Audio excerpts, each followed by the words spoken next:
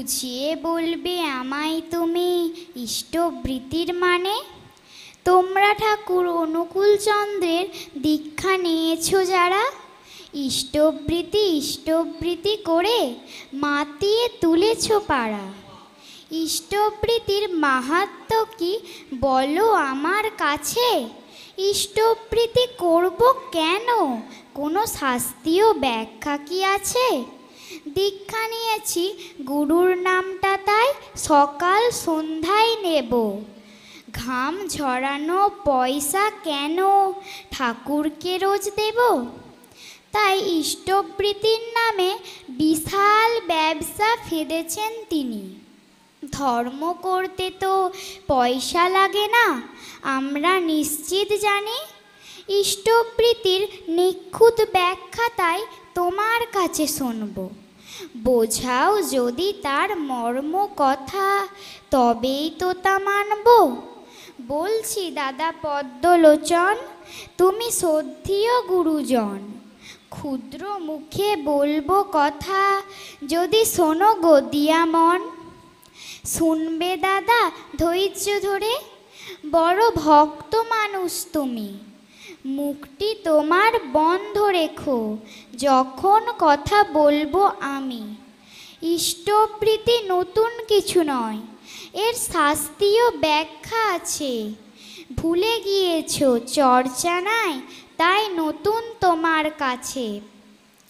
প্রভুকে নিবেদন না করে যে নিজেই আগে খায়, চুরি করে খায় বলেছেন প্রভু শ্রীমদ্ ভগবদ্ গীতায়। ইষ্ট মানে মঙ্গল, আর বৃত্তি মানে ভরণ পোষণ। ইষ্টের প্রতি মঙ্গলযজ্ঞ বাড়ায় গুরুর প্রতি আকর্ষণ। দীক্ষা নিয়ে তাই ইষ্টবৃত্তি করলে নিয়মিত, দীক্ষা মন্ত্র জীবিত থাকে, হয় উন্নতি ক্রমাগত। নইলে কিন্তু দীক্ষা হয়ে ওঠে শুষ্ক কাষ্ঠ সম। শুষ্ক কাষ্ঠে প্রাণ থাকে কি, হয় কি অঙ্কুরোদ্গম? শুনলে কোথায় ইষ্টবৃত্তি করলে পয়সা দিতে হয়? ফুল ফল পাতা চিনি বাতাসা যা আছে জগৎময়, নিজের পক্ষে জল হাওয়া মাটি কিংবা এক মুঠো ছাই, তা দিয়েও হবে ইষ্টবৃত্তি। দেওয়ার মনটা তো থাকা চাই। আর ব্যবসা কেন বলছো দাদা, এ তো মানুষ গড়ার কারখানা।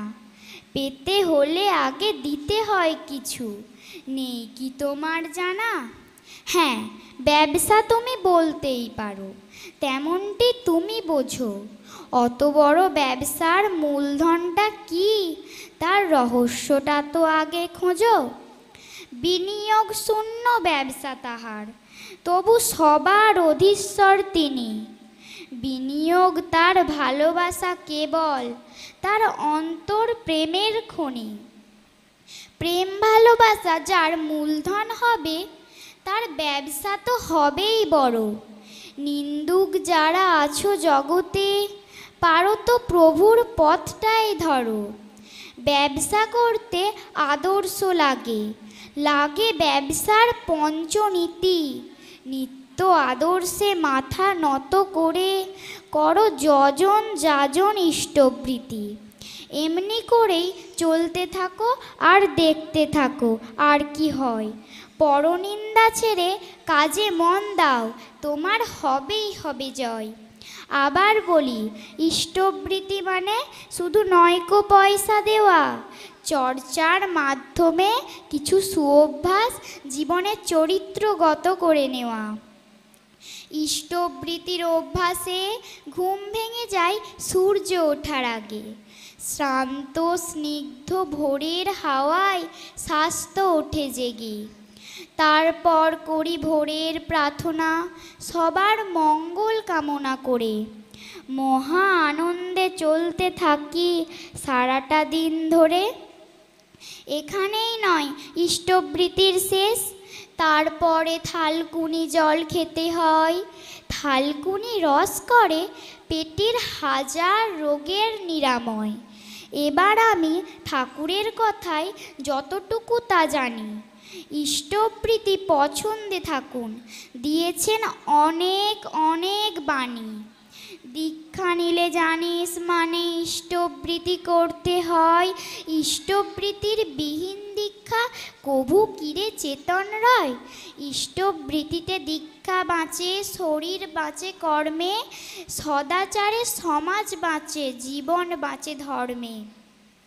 দীক্ষা করেও ইষ্টপ্রীতি করলে আর্য ছেলে, অযুত তীর্থ পর্যটনের ফল তাহাতে মেলে। ইষ্টবৃত্তির এত সুফল তবুও যারা নিন্দা চর্চা করে, করুণাময় প্রভু গো তুমি তাদের দিও গো ক্ষমা করে। বলবো কি ভাই নন্দ দুলাল, জানা ছিল না আগে, দীক্ষা নিলে গুরু সেবার অর্ঘ্য দেওয়া লাগে। কিন্তু এখন বুঝতে পারছি পেতে হলে দিতে হয়, দেওয়া নেওয়াতেই চলছে জগৎ হলো যে বোধোদয়। তাই ইষ্টপ্রীতি নিয়ে অন্যায্য কথা বলবো না আর আমি, প্রভুর চরণে নোয়াবো মাথা, দীক্ষার ব্যবস্থা করো তুমি। আশিস দিও প্রভু গো আমার, দিন দয়াময় হরি, ইষ্টবৃত্তির নিবেদনে তোমার সেবা যেন সদাই করতে পারি। জয় গুরু।